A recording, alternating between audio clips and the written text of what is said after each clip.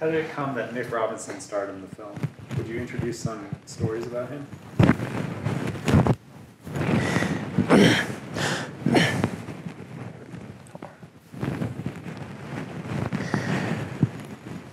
First question is, how did it come that Nick Robinson was in Kings of Summer, and whether I have any stories about him? We looked at everybody.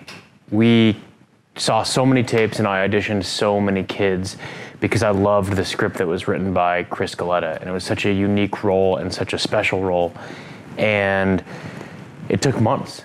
I saw probably every single kid that was working in Hollywood, and Nick Robinson came in one day, and there was just something special about it. There was something unique about it, and I was kind of hoping to discover somebody new in the process. I love when movies introduce you to new people, and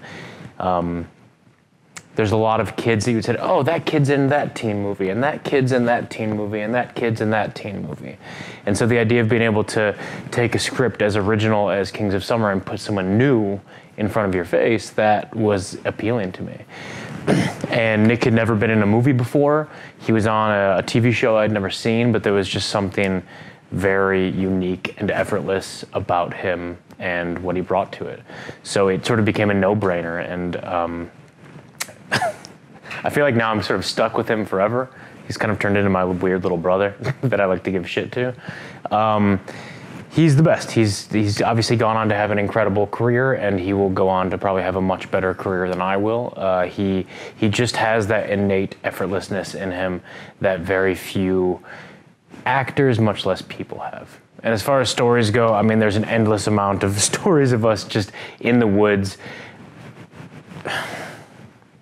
doing dumb things, just throwing logs and playing pranks on each other and being up at weird hours because we're shooting night shoots. And it was a joy to be able to have him and the rest of the cast, because so much of that movie to me was about trying to capture the essence of being a teenager and the purity of being a teenager. And the thing that I kept saying going into that movie was, I want to have 5 or 6 moments throughout where you could just look at the screen and say, that little thing, that little tick, that's what it is to be a teenager.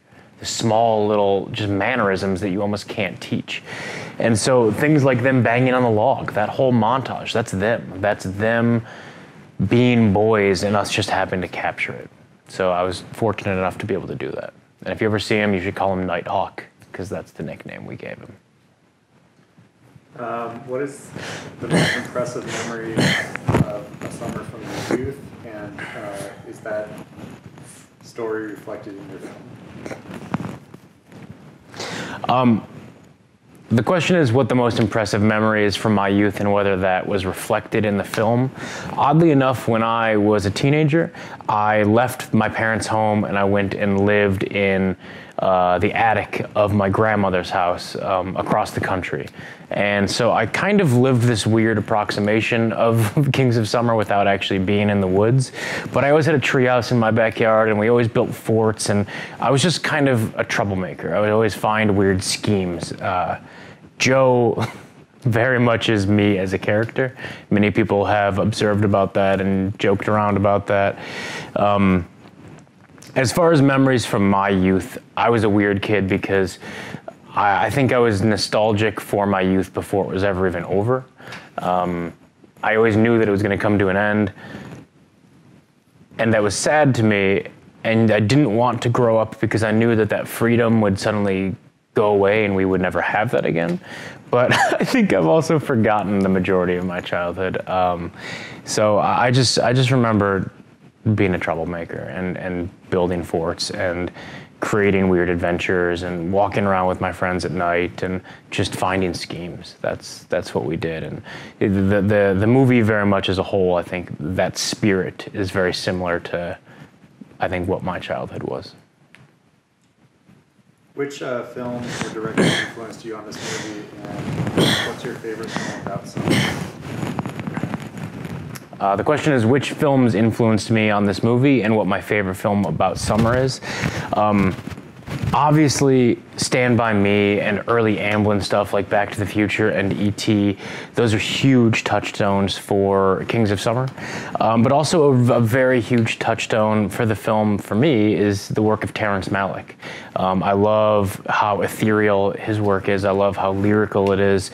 Badlands was a huge reference, and just all of his work and the way that he sort of captures memory, that was a very, very big influence for me on this movie. I like playing with tone, and so my influences are all over the place, and there's there's the sort of classic Spielberg in the film, and then there's, you know, much weirder, artsy Tarkovsky stuff in the film. But my favorite summer films, Stand By Me is obviously up there. I always jokingly sort of say Bad Boys 2, just because that movie palpably is sweaty and hot, and you get this sort of like summer Miami vibe to it, and it's so over the top. But anytime anyone asks me about my favorite movies, I just sort of ramble because there's too many of them.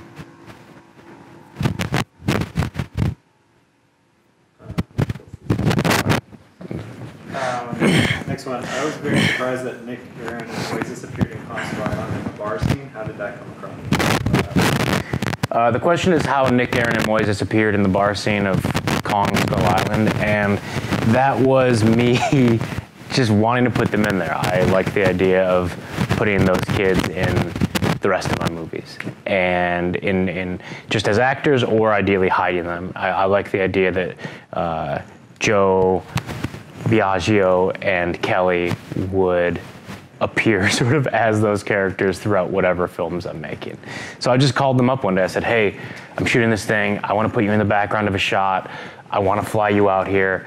And they were all like, great, let's do it. So they all got on planes and flew to Hawaii for a day or two. And, you know, that's my family. I have so much love for all of them as people and as actors. So it was just great to see them. In Kings of Summer, not to mention the wonderful boys, but I think Joe's father is very well depicted. The character is not too exaggerated, but unpleasant in a funny way, so that makes our sympathy for the boys stronger. Are there any differences between young characters and adults in the way you write and direct them? And do you reflect your feelings of your own parents onto these characters? The main question is there any difference between young characters and adults in the way that you write and direct them? And the thing I would say to that is filmmaking is filmmaking to some degree. Characters are characters, and so you still have to understand what makes a character tick. Getting into kids, that's a slightly more complicated thing at times, because there's something about your youth and there's something about the way your brain works when you are a kid that once that's gone, it's very difficult to capture. It's very difficult to capture the weird mannerisms, idiosyncrasies, and things that are going on when your brain is developing in that way. Because to me, a very specific part of that movie was trying to capture the moment in someone's life when you have to fall flat on your face. Very hard. Very publicly and very embarrassingly, because I think that moment at that point in your life when you fall on your face, that's how you define yourself. I think that's how you pick yourself up in that moment is going to define, I think, how you pick yourself up for every moment as you move forward in life. I just think there's something very defining about that, and I think that age and the age about the kids that we were making this movie about, that's the moment. So it was great being able to cast kids who were sort of 16, 17, 18, as opposed to 22-year-olds playing young kids. And so it's always different between children and adults, and they each bring very different things to it. I loved the cast that we had. The second part of the question is whether there are any of my parents reflected in this. Yeah, I think my father probably has a difficult time watching this movie to some degree. I think those relationships are complicated, and I think anybody to some degree can watch a movie like this or should watch a movie like this and see similarities, because there's just an inevitable quality that children and their parents, to some degree, almost are not meant to get along in some ways. It's almost weird to me when I meet kids who get along way too well with their parents. That kind of freaks me out. So there's definitely like slight autobiographical elements in there, but I love my parents very much. I would not run away into the woods to find them. I'm interested in the way you view nature, for example, the light in the trees. I get the impression that the way you film nature is not just about you, but about showing the glowing essence of each moment. Can you talk a bit about how you shoot nature? The question is about how I shoot nature and what the purpose of it is, and I think that goes back to my obsession with the work of Terrence Malick and the sort of lyrical, impressionistic, ethereal vibe of it. And for me, it's not just about capturing a shot. It's not just, hey, here's a tree, but it's about capturing a feeling. And it's about capturing a texture, and it's about capturing sort of an idea. And I love stringing that stuff together in ways that evoke something more than the sum of its parts. I think that with this movie, we wanted to capture this beauty, but the larger than life quality, the sort of freedom outside of these children's homes, the ability to escape to something grander, almost something mythological. And I love macro shots. If I could make a movie that was all montage, I probably would. I just love getting lost in that stuff. And a really big part of Kings of Summer was me asking the question of how do you combine really ethereal, lyrical, sort of beautiful nature shots with Nick Offerman telling dick jokes? Like, how do you ram those two ideas, those very different ideas, up into each other? And that's one of the things that I'm actually most proud of in the film. You direct in a wide range of genres. What do you pay attention to when you carefully maneuver each genre in a film? The question is, what do I pay attention to as I maneuver between genres in the films that I make? And I think that every film has its own set of rules, and you have to understand those rules, and you have to understand those tropes and those conventions, because I think audiences need to see new things. And the reason that films feel like you've seen them over and over again is that people either don't understand the rules or they just play into them. And so it's the same thing over and over and over and over again. So as you go from a small coming-of-age indie comedy into a giant monster movie, to some degree, there's a bunch of things that are similar between those that sort of go back and forth. And then there's an enormous amount of difference between those two things. And you need to understand kind of the Bible of each of those things so that you can, if you understand them well enough, then you can break the rules, and you can break the rules with meaning. Biagio is a unique and very strange character, but makes me think of someone I may have had as a classmate. Was Biagio based on anyone in particular in your life? If so, do you have any stories about that person? The question is Biagio based on anyone? Because he's such a weirdo. Chris, who wrote the movie, I would say that there's probably someone he's slightly based off of, but in fact, it might be him, the writer. There's sort of there's a joke that if I'm Joe, another friend of ours is Patrick, and Chris, the writer, is Biagio, which is only semi-accurate. But Biagio more so, I think, is based on that idea of that kid that everyone knew. The kid off to the side of the playground who's fighting with bees, or the kid who's like carrying around milk cartons all day. Like every school has that kid, that just super strange oddity of a human.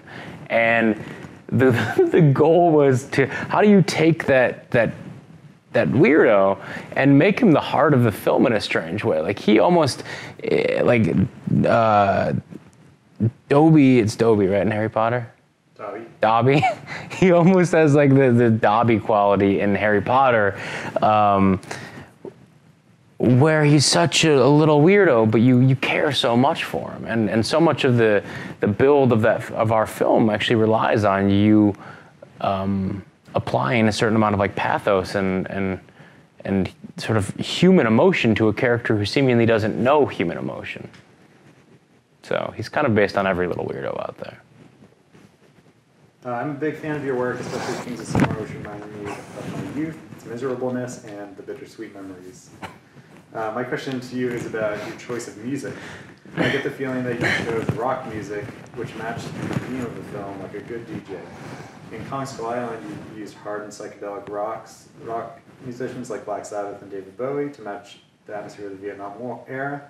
And Kings of Summer, you used indie rock like MGMT and Youth Lagoon to match the helplessness and the juvenile story. Do you feel that you pay particular attention to music, and do you have any memories about music in your life? The question is whether I have any memories of music in my life, and if I said no to that, I would be a real weirdo, I think.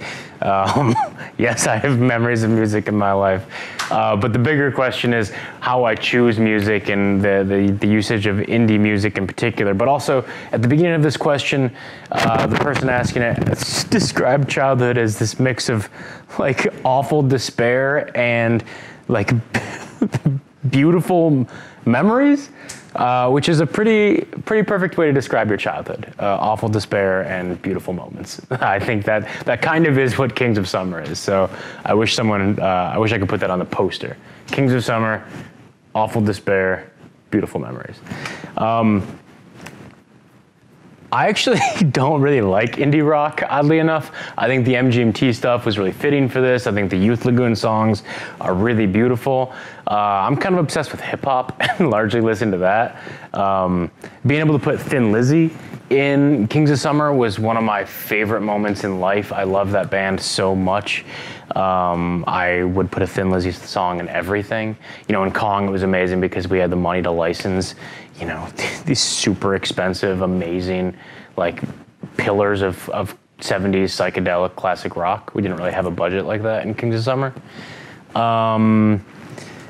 For me, it's all based on the project. It's based on what the scene deserves. You know, it'd be super easy in a film like this to have really sweet acoustic guitars. You know, like there's a version of the soundtrack that you've seen over and over and over again.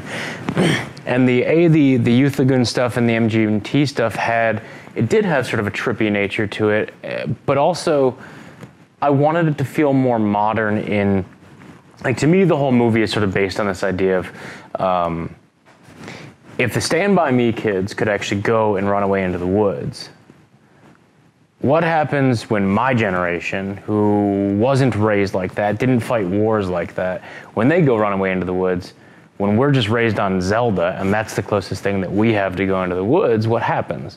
And it doesn't go well. And so I wanted that sort of psychedelic, getting lost feeling, and then I wanted to be able to hit it with that hip-hop track in the middle, because I think that's how that kid would be viewing what they were going through at the time. So I love music. I love usage of music in movies. In fact, that's mainly how I listen to music, is the music that I consume through film. There's nothing greater in life than watching a movie and there's just the perfectly timed song to the perfectly timed scene. Like, that's, I think, one of the best feelings. Judging from your appearance and the boys in this film, you seem to have some sort of obsession with beards. I want to know why you adhere to the beard and why you find it so interesting. The question is why I'm obsessed with beards. I don't really think I'm obsessed with beards. I always liked facial hair. I always wanted it when I was a kid. I thought it was exciting to be able to shave.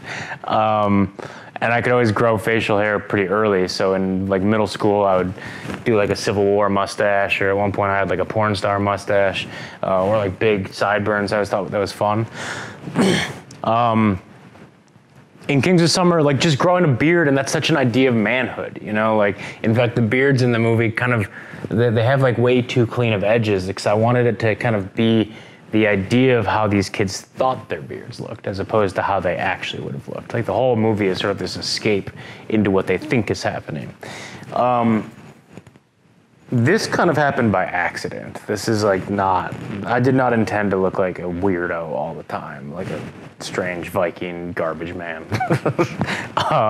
This just sort of happened during Kong, and now I'm stuck with it, and I don't know how to get it off my face, and I don't even remember what I look like underneath it. So now I'm just a wizard man. I don't know how to answer the question beyond me looking like an idiot. So that's what's happening.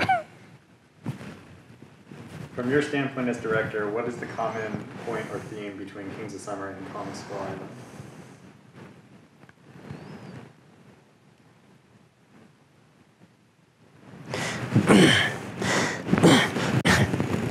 The question is, for me as a director, what the single theme between Kings of Summer and Kong Skull Island is, and I think it's two things. One, I think there's through lines of camaraderie and the communities that we build around ourselves. I think there's also sort of a similarity in these like left of center characters. You know, I think Biagio in Kings of Summer and Marlowe in Kong are like kindred spirits. I think that those are like basically the same kind of character. These like weird oddballs that should take you out of the movie but instead invest you more. But thematically, I think that there's just something about reaching beyond your current means. I think that there's something about wanting better, something almost beyond normal life, something mythological, you know, something greater than the mundane suburbs and larger than the tallest apes. I think that there's a lot of my characters are sort of being thrust into situations where they're reaching for more. I mean, one of the things I'm most proud of is I think you can look at those two movies and see a lot of similarities. So I would actually be more curious what you guys think are the same. Lastly, there's also a lot of flares. The main thematic similarity is my use of lens flares. Lastly, as much as we can say right now, would you tell us what you're working on next? Japanese film lovers are very much looking for your next film. The question is what I'm working on next. There are many things, not many of which I can tell you right now. Hold on.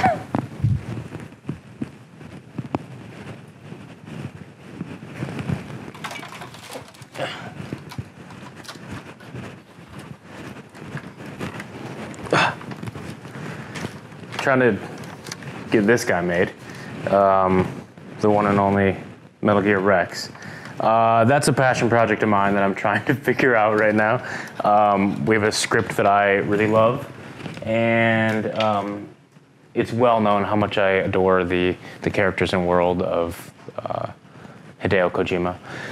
So I'm trying to get that made right now, and then there's some other sort of video game related projects that I'm working on, and some in TV, some in film, and honestly, most of the things I'm working on right now I can't really talk about, but hopefully they are all things my fans in Japan will enjoy and will give me many more reasons to come back to Japan very frequently. That's it? Yep.